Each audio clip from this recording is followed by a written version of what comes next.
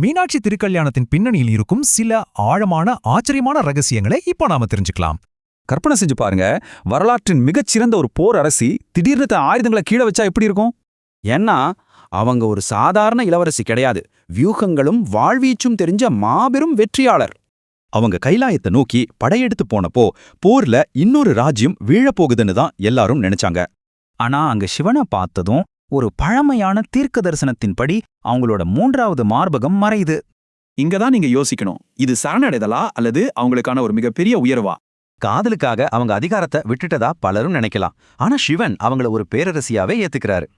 மதுரையில திருமணம் செய்யற அந்த முடிவு ஒரு அரசி சாதாரண இல்லற வாழ்க்கைக்குள் முடங்கிறதுக்கான அடையாளம் கிடையாது.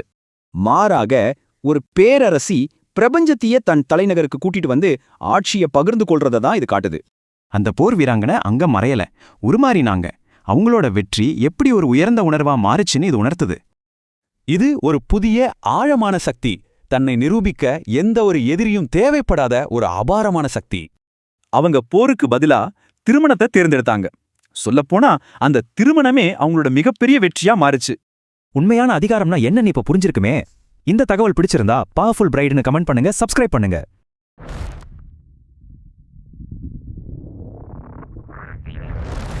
Chronicle.